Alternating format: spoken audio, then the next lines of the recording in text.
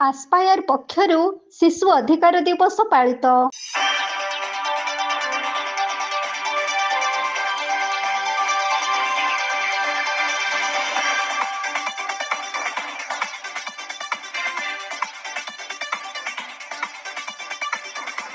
ଆଜିର ଶିଶୁ କାଲିର ନାଗରିକ। ଆଜି ଯିଏ ଧୂଳି ମାଟିରେ ଖେଳି ବାଲ୍ୟ ଜୀବନକୁ କାଟୁଛି, କାଲି ସେ ଜଣେ ନାଗରିକ ହୋଇ ମାଟିର ସେବା କରିବ। ଉଜ୍ଜ୍ୱଳ ଭବିଷ୍ୟତର ସ୍ୱପ୍ନ ଦେଖୁଥିବା ବାପା ମା ସଦାସର୍ବଦା ପିଲାମାନଙ୍କ ଭବିଷ୍ୟତ ପାଇଁ ଚିନ୍ତା କରିଥାନ୍ତି। ଅନେକ କିଛି କ୍ଷେତ୍ରରେ ବାପା ମା ପିଲାଙ୍କୁ ଜଣେ ସୁନାଗରିକର ପରିଚୟ ନେଇ ସମାଜରେ ଛିଡ଼ା କରାଇବା ପାଇଁ ବାପା ମା ଚେଷ୍ଟା କରିଥାନ୍ତି।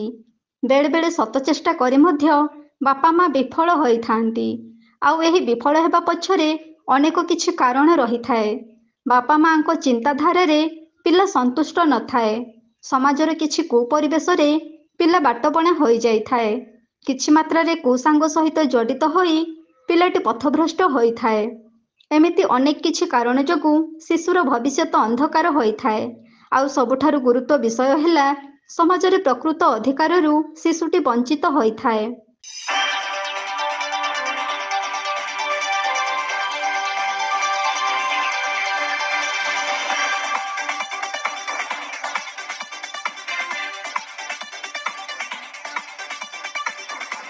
ଆସ୍ପାୟାର ପକ୍ଷରୁ ଶଙ୍କରପୁର ଉଚ୍ଚ ପ୍ରାଥମିକ ବିଦ୍ୟାଳୟରେ ପାଳିତ ହୋଇଯାଇଛି ଶିଶୁ ଅଧିକାର ଦିବସ।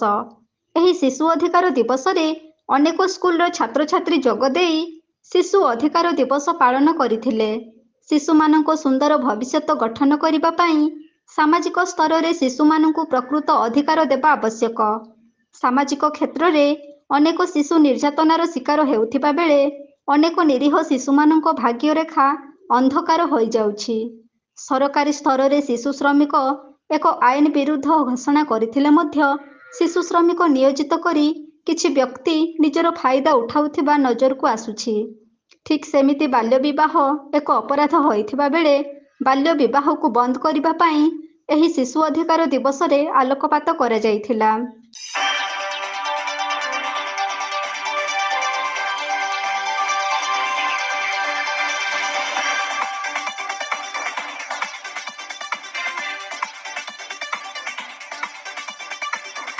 ଶିକ୍ଷା ଅଧିକାର ଅଧିନିୟମ ଶିଶୁ ଅଧିକାର ବାଲ୍ୟ ବିବାହ ଉପରେ ସମାଜରେ ସଚେତନତା ବାର୍ତ୍ତା ଦେଇ ସମାଜକୁ ଅବଗତ କରାଇବା ପାଇଁ ଏହି ଶିଶୁ ଅଧିକାର ଦିବସକୁ ପାଳନ କରାଯାଇଥିଲା। ଶିଶୁମାନଙ୍କ ଭବିଷ୍ୟତ ଗଠନ କରିବା ପାଇଁ ହେଲେ ପ୍ରଥମେ ଶିଶୁମାନଙ୍କ ମୌଳିକ ଅଧିକାରରୁ ବଞ୍ଚିତ ନ କରି ପ୍ରକୃତ ଅଧିକାରର ସୁଯୋଗ ଦେଲେ ଶିଶୁର ଭବିଷ୍ୟତ ଉଜ୍ଜ୍ୱଳମୟ ହୋଇପାରିବ। ଏସବୁ ସଚେତନ ବାର୍ତ୍ତା ନେଇ ଛାତ୍ରଛାତ୍ରୀମାନେ ଗ୍ରାମ ପରିକ୍ରମା କରିଥିଲେ। ଶିଶୁ ସୁରକ୍ଷା ଏବଂ ଶିଶୁ ଅଧିକାର ନେଇ ବିଭିନ୍ନ ସ୍ଲୋଗାନ ଦେଇ ଗ୍ରାମ ପରିକ୍ରମା କରି ଶିଶୁ ଅଧିକାରର ସଚେତନ ବାର୍ତ୍ତା ବାଣ୍ଟିଥିଲେ। ଛାତ୍ରଛାତ୍ରୀମାନେ ମଧ୍ୟ ନିଜ ଅଧିକାରର ହକ୍ ପାଇବା ପାଇଁ ଖୁବ୍ ଉତ୍ସାହ ସହକାରେ ସ୍ଲୋଗାନ ଦେଇ ଗ୍ରାମ ପରିକ୍ରମା କରିଥିଲେ।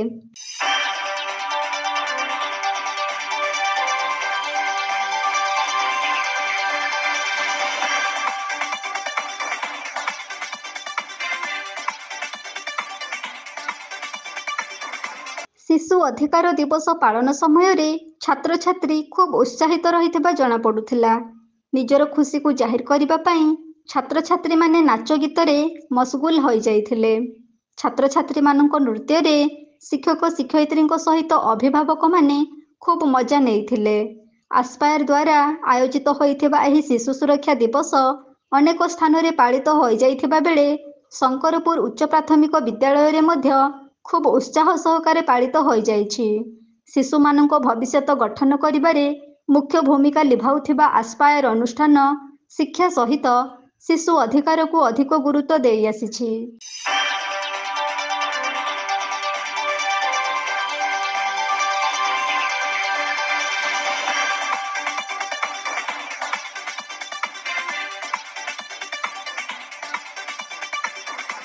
ସଦରରୁ ରମେଶ ଚନ୍ଦ୍ର ନାୟକଙ୍କ ରିପୋର୍ଟ, ଏବି ନ୍ୟୁଜ୍।